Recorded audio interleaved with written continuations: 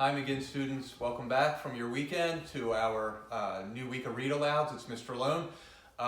One of the book I'm going to read to you today actually arrived today at school, and so it's part of the series, The Bad Seed and the Good Egg, and it is by Jory John, and it is called The Couch Potato, and it has a nice little lesson that we'll find out together. Here we go. I am a potato. Not a small potato like my brother, not a sweet potato like my mother, not a mashed potato like my Uncle Stu. I am a couch potato. Oh yeah, it's true. My favorite place to slouch is on the couch. I spend all my free time sitting in this exact spot. Why would I ever leave this comfy, cozy couch? It's got everything a potato could need. See, I have this and this and this and one of these and those and this and that and these. Remote control, video game controller, paddle, headphones, popcorn, juice. Oh, and this. Check it out. This button activates a gadget that fetches me snacks whenever I want. Bam! Impressed? And I don't have to move an inch. Much easier than going to the kitchen. If the most important thing in life is to be comfortable at all times, then I think I've got it all figured out. But wait, there's more. I haven't revealed the absolute best part about my whole setup. It's everything you see in front of me. Have a look around. Take it all in. Pretty spectacular, right? Yes, it's a sea of shimmering screens from wall to shining wall. What joy, what bliss.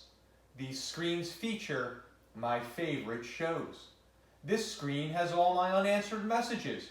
These screens are where I play video games. And this screen is a live stream of my friend, my best spud for life. This is how my pals and I spend quality time together.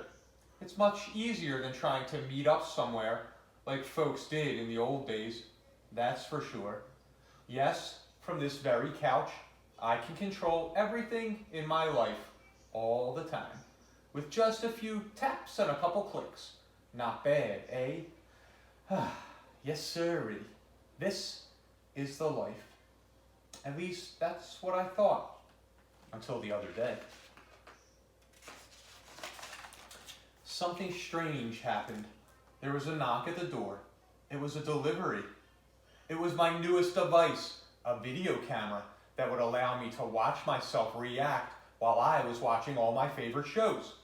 All I had to do was plug it in, and my room, no, my kingdom, would be complete.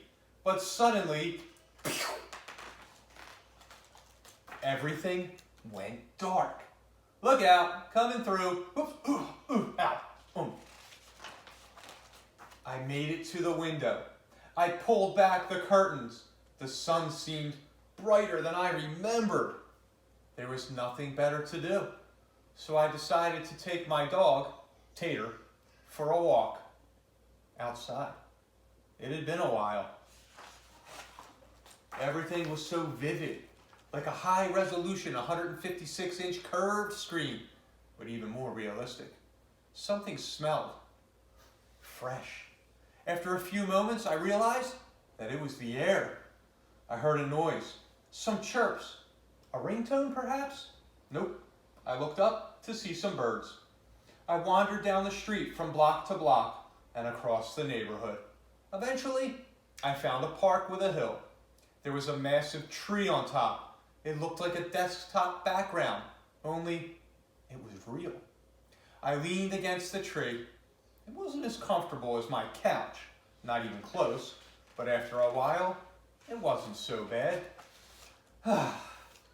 Any worries about the power outage and what I might be missing drifted away. I wasn't thinking about my favorite shows or my unanswered messages or anything else, really. I noticed the stillness, the view, the sky, the clouds, the sunset, and those colors. My goodness, it took a while because there was no fast forward option, but eventually the sun sank below the horizon.